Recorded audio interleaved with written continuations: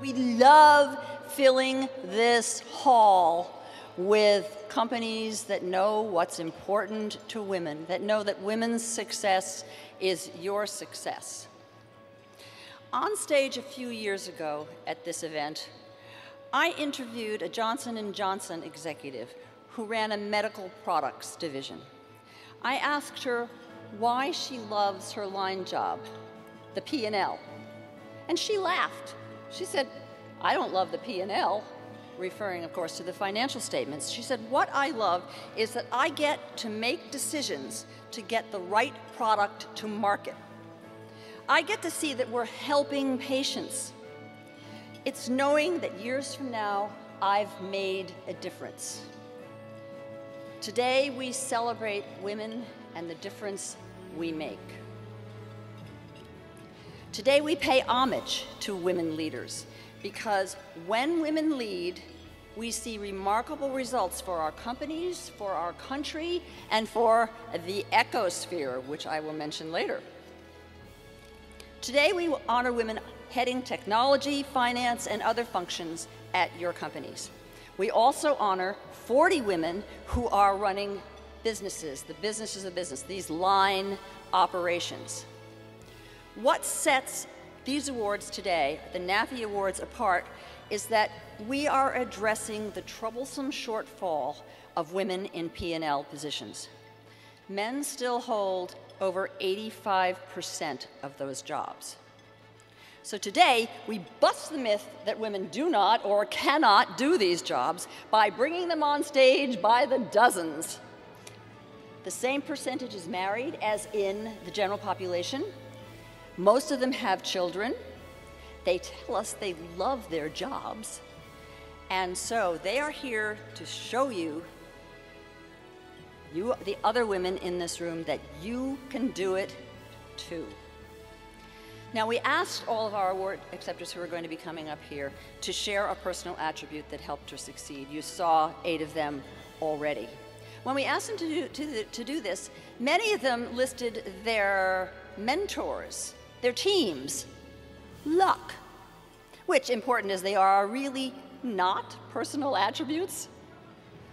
How many of you saw Sheryl Sandberg of Facebook on her 60 Minutes interview with Norah O'Donnell? Some of you did, not all of you. Okay, let's talk about it for a minute. She said, women need to lean into their ambition. She said, women attributes their success to working hard, to luck, and help from other people. Men attribute their success to their own core skills. So Norah O'Donnell asked her, "So what do you attribute your success to, Sheryl?" And she replied, "I think you know my success, if I want to honestly attribute it. It's attributed to a lot of things, some of which really are luck, working hard, and help from others." A2, Sheryl. NAFE appreciates that women are nice, that women share credit, that we're modest. New studies actually correlate women's promotions with being liked. So NAFE says, please don't change. We don't want women to change, but we do credit you for your acumen, your risk-taking, hey, your brilliance, the things that have really gotten you ahead. P&L women tell us that they really like deciding what your company makes, what services you sell, what the P&L role actually means. And especially we find that women like to make a difference. They want to make a difference. Here is the difference that we see with women CEOs. We see more directors on the board. We see more senior executives. And we see greater flexibility at the company, making it possible for moms to succeed. Now, you might not think so this past month with Marissa Mayer hatcheting telecommuting at Yahoo, but you're the NAFE top companies, and you know that flexibility equals productivity and loyalty, and you remain committed. So thank you for that. With women CEOs, we see different products and different priorities. Take Ellen Kullman, the CEO of DuPont. Where's DuPont? Where are you sitting? There you are, DuPont. Woo! Diane and I have been talking about this. Ellen changed the company's tagline from the chemical company to the science company. What does that change?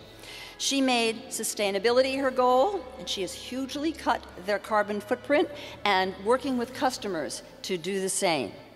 Ellen is now known as a global thought leader on the environment, that ecosphere, women caring about what happens to our world. Now, here are some others.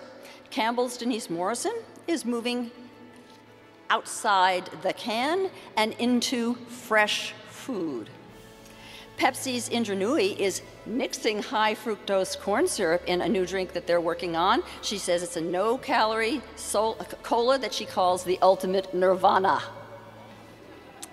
She's Indian. At IBM, where's our IBM table?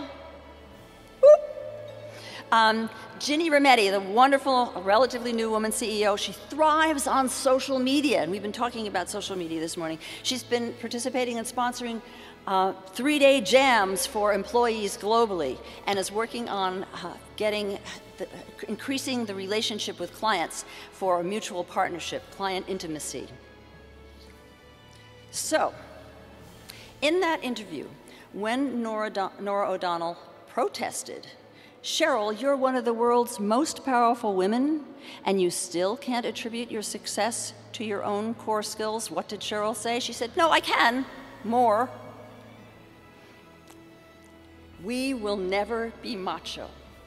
We will never strut our stuff like you wonderful guys in the audience are good at. We wish we could be better at it, but we will never do it as well as you do. Yet, we bring the right stuff to leadership to get results and to make a difference. We just do it differently. Like you women who rewrote your quotes when we asked you to go back and claim your skills for this audience today, Sandberg is still working to own hers. If we want today's leaders to reach the heights they're capable of, let's start by acknowledging our abilities and those of our women colleagues.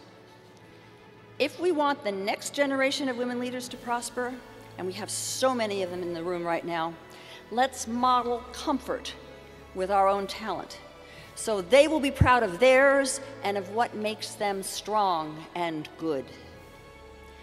If our daughters are to claim their leadership, if they are to make their mark, if they are to make the difference that their God-given talents promise, it is the women you will see on stage today, the women of the NAFE top companies for executive women, who better than anyone will show them how. And so we thank you for your leadership.